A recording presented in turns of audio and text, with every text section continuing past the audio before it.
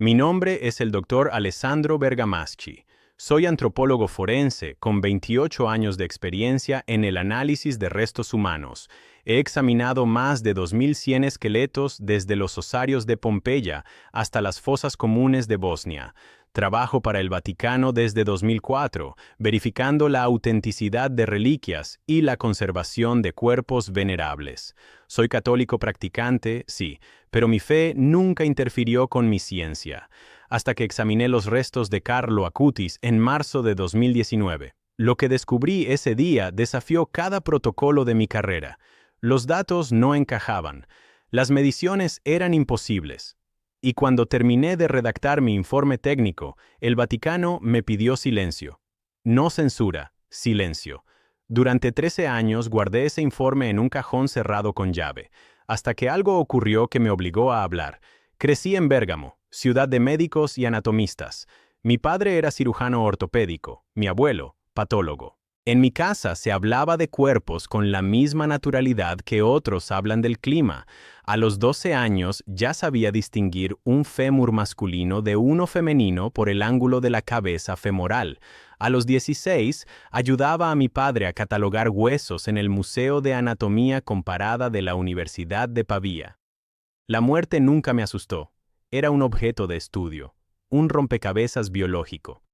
Terminé mi doctorado en antropología física en 1996 con una tesis sobre la degradación ósea en ambientes húmedos.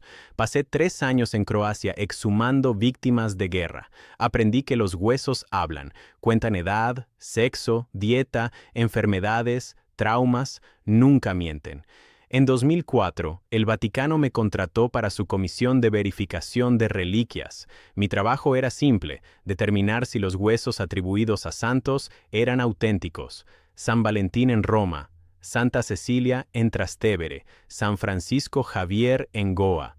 Medía, fotografiaba, fechaba con carbono 14 cuando era necesario. Escribía informes técnicos de 40 páginas. Nunca tuve problemas con mi fe.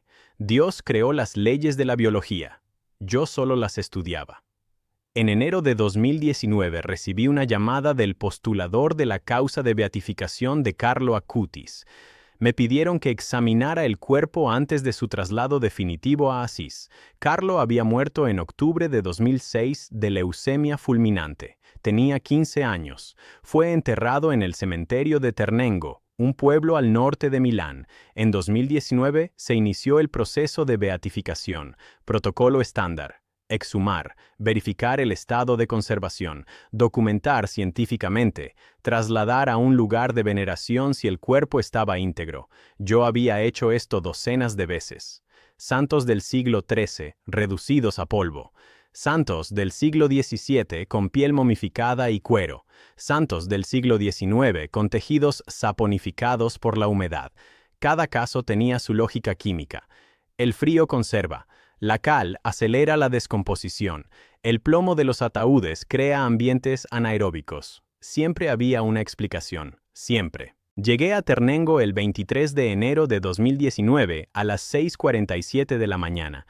Recuerdo la hora porque anoté cada detalle en mi cuaderno de campo. Había nevado la noche anterior. La temperatura ambiente era de -2 grados centígrados. El cementerio estaba vacío excepto por el equipo de exhumación. 2 operarios municipales, un sacerdote, un notario, la madre de Carlo, Antonia Salzano, una mujer menuda de mirada intensa. Me saludó con la mano, pero no habló. Yo tampoco. No me gusta hablar durante las exhumaciones. Las palabras contaminan la objetividad. Me puse el traje de protección blanco, guantes de nitrilo dobles, mascarilla FFP3, no por riesgo biológico, por respeto al procedimiento. El notario leyó el acta oficial. Los operarios comenzaron a retirar la tierra. 1,5 metros de profundidad. La fosa era estándar. Ataúd de madera de castaño sin revestimiento de plomo. Eso ya me llamó la atención. Sin plomo, el cuerpo de un adolescente muerto 13 años antes debía estar completamente esqueletizado. Tal vez algunos restos de tejido adiposo convertido en adiposira. Tal vez. Cuando levantaron la tapa del ataúd, el olor que esperaba no llegó. Los cuerpos en descomposición huelen, es un hecho, putrescina, cadaverina, ácido butírico. Incluso después de años, quedan trazas en la madera, en la ropa. Yo había abierto ataúdes de santos del siglo XIX, y el olor seguía ahí. Pero cuando abrieron el de Carlo Acutis, no olía a nada, no a descomposición, no a tierra, no a humedad, nada. Me incliné sobre el ataúd.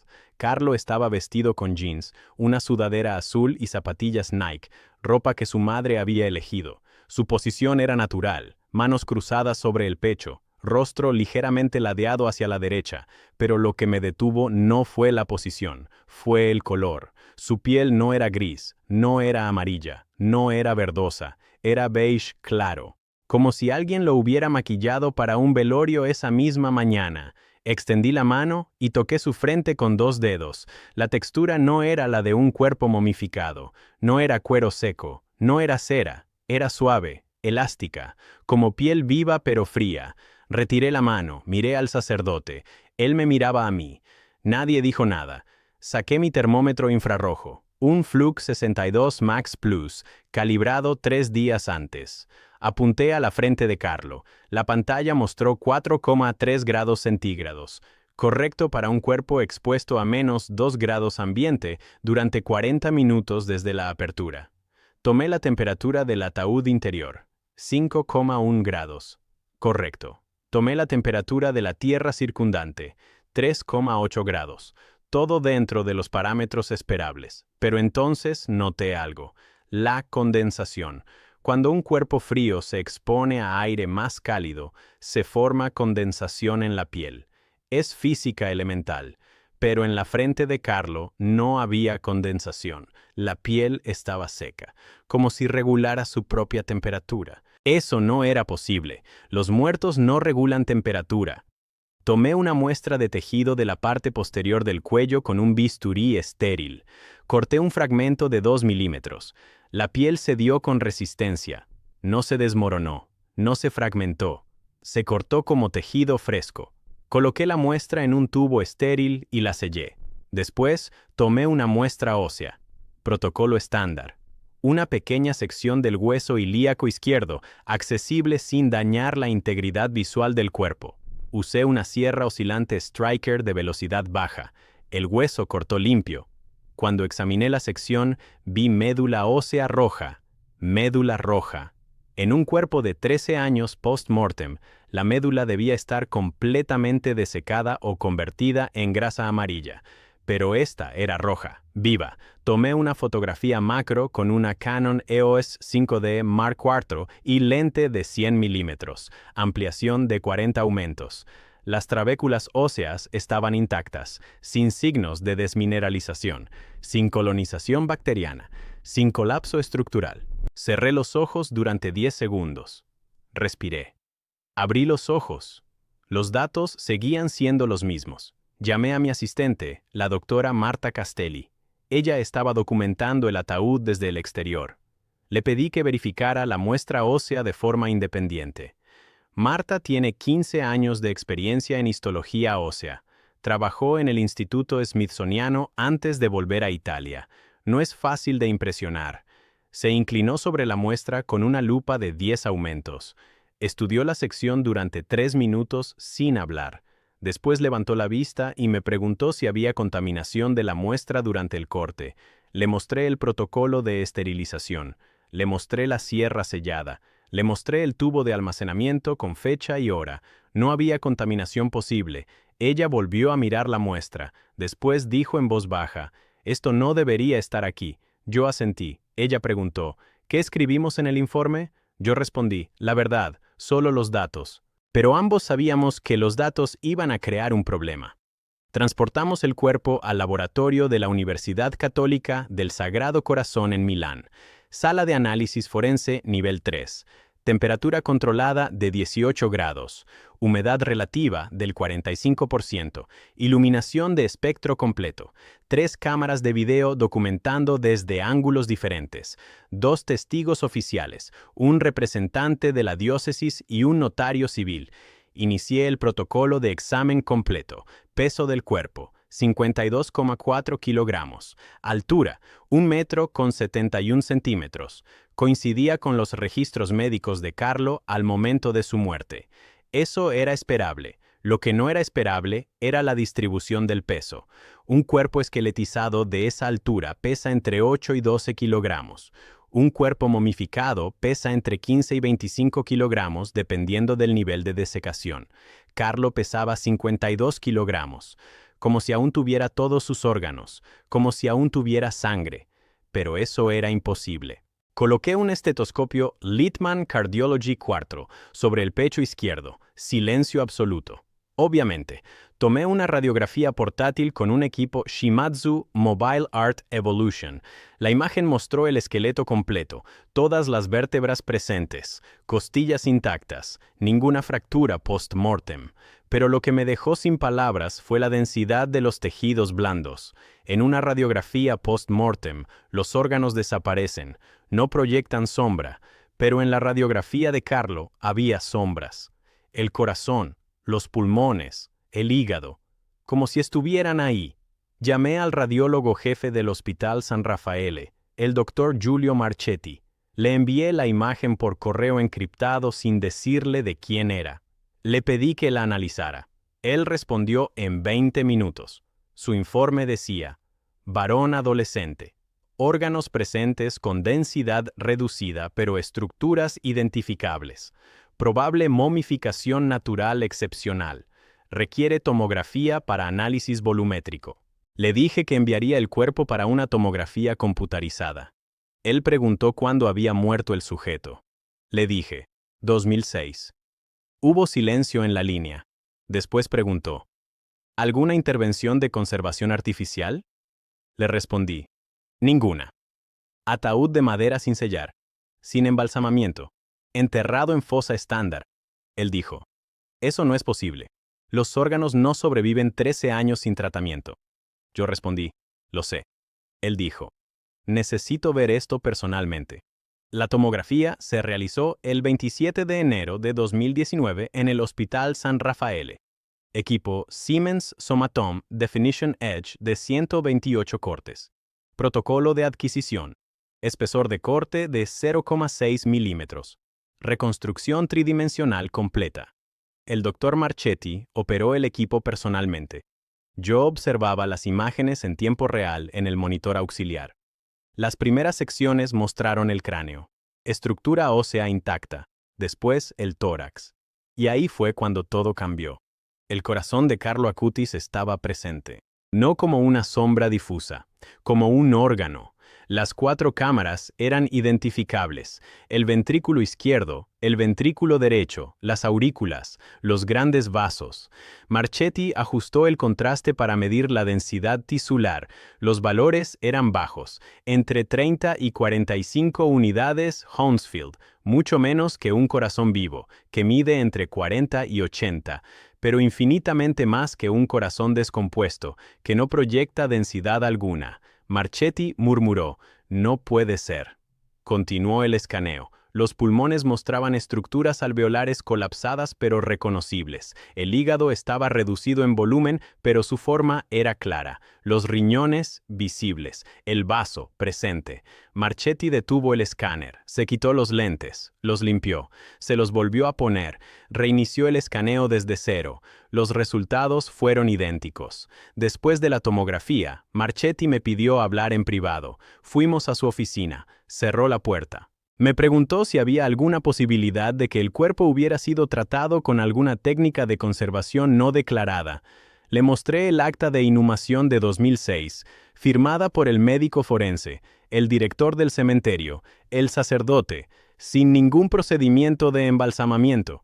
Cuerpo vestido, colocado en ataúd de madera, enterrado en 48 horas.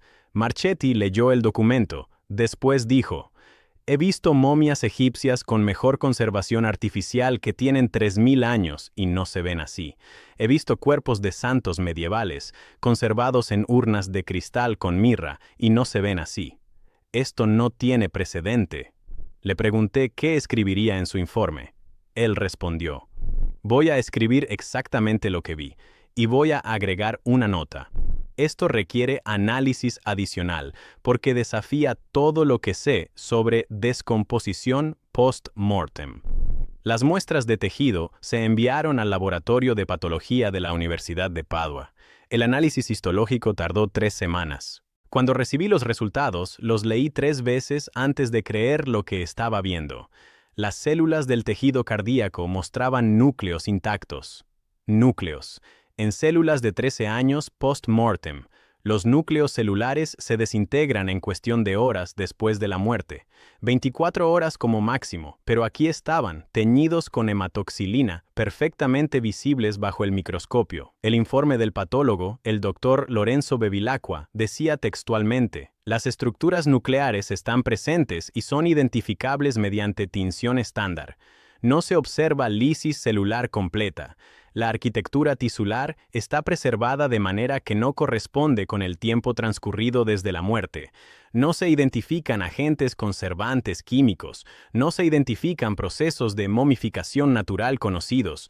Conclusión: hallazgos incompatibles con el intervalo post-mortem declarado. Se recomienda verificación de la fecha de fallecimiento, pero la fecha de fallecimiento estaba verificada. Carlo Acutis había muerto el 12 de octubre de 2006 en el Hospital San Gerardo de Monza, certificado de defunción firmado, acta de entierro registrada. No había error posible. Redacté mi informe final en marzo de 2019, 42 páginas, fotografías en alta resolución, gráficos de densidad tisular, comparativas con casos de momificación natural documentados, tablas de degradación ósea esperada versus observada, y en la página 41 escribí una sección titulada Hallazgos anómalos. Enumeré 12 datos que no encajaban con ningún protocolo conocido: núcleos celulares intactos, médula ósea roja presente, órganos identificables en tomografía, ausencia de olor cadavérico, elasticidad de tejido cutáneo, ausencia de colonización bacteriana o fúngica, ausencia de saponificación adiposa, temperatura estable durante la exhumación, peso corporal incompatible con esqueletización, y en la última línea de esa sección escribí: los datos observados no se explican mediante los procesos conocidos de conservación post-mortem, ya sean naturales o artificiales. Se requiere investigación adicional. Envié el informe al postulador de la causa.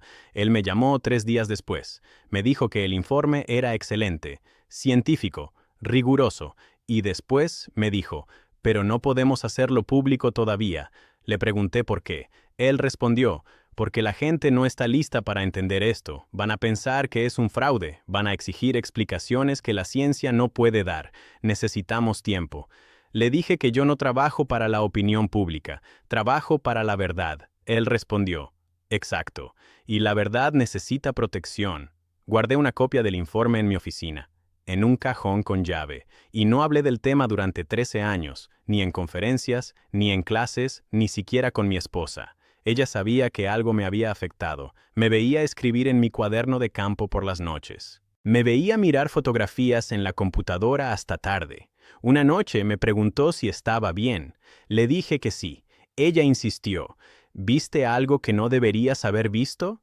Yo respondí: vi algo que no puedo explicar. Ella no preguntó más. Pero desde ese día, cada vez que pasaban un reportaje sobre Carlo Acutis en la televisión, ella me miraba. Yo desviaba la vista. Cuando Carlo fue beatificado en octubre de 2020, varios colegas me preguntaron si yo había estado involucrado en la verificación del cuerpo.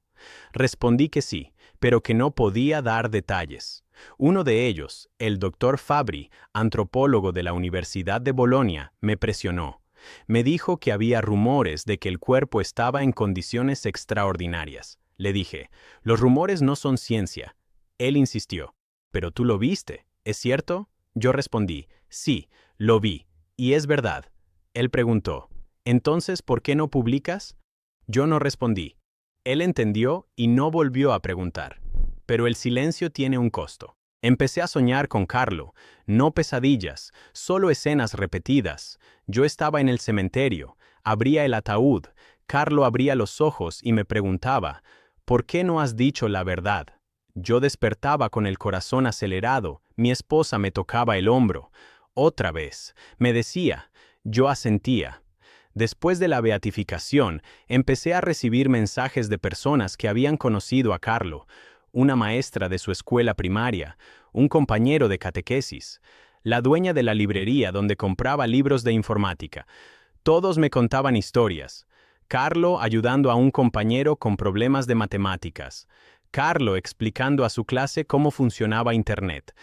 Carlo llevando comida a personas sin hogar después de misa. Historias simples, concretas, sin milagros, solo bondad metódica. Eso me afectó más que los datos de laboratorio, porque los datos eran fríos, pero las historias eran cálidas, y empecé a entender que tal vez el cuerpo de Carlo se conservaba no por química, sino por algo más. En abril de 2022 ocurrió el segundo milagro atribuido a Carlo Acutis. Valeria Valverde, una joven costarricense, sufrió un trauma craneal grave en un accidente de bicicleta. Los médicos dijeron que si sobrevivía, quedaría en estado vegetativo. Su madre rezó a Carlo Acutis. Colocó una estampita de él bajo la almohada de Valeria. A las 72 horas, Valeria despertó. Sin daño neurológico. Los médicos no pudieron explicarlo. Yo leí el informe médico porque el Vaticano me lo envió como parte de la documentación del proceso de canonización. Las tomografías cerebrales mostraban una hemorragia masiva que después desapareció sin cirugía. Los neurocirujanos firmaron un documento conjunto declarando que la recuperación era médicamente inexplicable. Cuando leí eso, algo se rompió dentro de mí. Durante años yo había guardado mis hallazgos inexplicables en un cajón. Ahora otros médicos enfrentaban lo mismo, y ellos hablaban, firmaban, testificaban. ¿Por qué yo no? Esa noche abrí el cajón, saqué el informe, lo leí completo. Después tomé mi teléfono y llamé al postulador de la causa. Le dije, han pasado 3 años, quiero publicar mis hallazgos. Él me dijo, espera un poco más, Carlos será canonizado pronto. Después podrás hablar. Le pregunté cuándo sería la canonización. Él respondió, el Papa León XIV ha convocado un jubileo extraordinario para 2025. Carlos será el primer santo canonizado en ese jubileo, septiembre de 2025. Le dije, esperaré hasta entonces, pero después voy a hablar. Él respondió, cuando Carlos sea santo, el mundo estará listo para escuchar tu testimonio. El 7 de septiembre de 2025, Carlo Acutis fue canonizado en la Basílica de San Pedro. Yo estaba en la plaza, entre 200.000 personas. Cuando el Papa declaró oficialmente a Carlo como santo, la multitud estalló en aplausos. Yo no aplaudí, solo lloré. No sé por qué. Tal vez porque durante 13 años había cargado un secreto que me quemaba por dentro, y ahora ese secreto tenía permiso para salir. Después de la ceremonia, fui a Asís, a la Basílica de Santa María de los Ángeles. El cuerpo de Carlo está expuesto en una urna de cristal, vestido con jeans y sudadera, la misma ropa que llevaba cuando lo exhumé. Me quedé frente a la urna durante 1 hora, observando. Su rostro era el mismo que había visto en 2019, beige claro, sereno, sin signos de deterioro. Alrededor de mí había gente rezando, llorando, tocando el cristal. Una mujer anciana colocó una fotografía de su nieto contra la urna. Un hombre joven dejó una carta escrita a mano. Yo no dejé nada, solo me quedé ahí, observando. Y entonces ocurrió algo. Una chica de unos 20 años se acercó. Llevaba una mochila con un símbolo de la Eucaristía bordado. Se arrodilló frente a la urna y comenzó a rezar en voz baja. Yo estaba a su lado, podía escucharla. Decía, Carlo, necesito tu ayuda, estoy perdiendo mi fe, todo parece vacío, dame una señal. Yo no la conocía, pero sus palabras me atravesaron. Porque yo había sentido lo mismo durante años. La ciencia me había dado todas las respuestas excepto la más importante. ¿Por qué? Cuando la chica terminó de rezar, se levantó. Me miró. Yo no sé por qué hice lo que hice, pero le pregunté, ¿estudias algo relacionado con medicina? Ella se sorprendió. Respondió, sí, estoy en 3er año de medicina. ¿Cómo lo supiste? Yo le dije, porque yo también soy médico y también busqué señales. Ella preguntó, ¿las encontraste? Yo asentí. Ella preguntó, ¿dónde? Yo señalé la urna. Ahí, le dije. Ella frunció el ceño. Yo agregué. Yo examiné su cuerpo en 2019, y lo que encontré no debería existir, pero existe, y eso es suficiente. Ella abrió los ojos. ¿Tú lo examinaste? Yo asentí. Ella preguntó, ¿puedes contarme qué viste? Yo respiré profundo, y por primera vez en 13 años hablé. Le conté sobre los núcleos celulares, sobre la médula ósea roja, sobre los órganos en la tomografía, sobre el peso imposible, sobre la ausencia de descomposición. Le mostré fotografías en mi teléfono, imágenes que había guardado para mí durante más de una década. Ella las miró en silencio. Después preguntó, ¿cómo es posible? Yo respondí, no lo sé. He estudiado descomposición durante 28 años.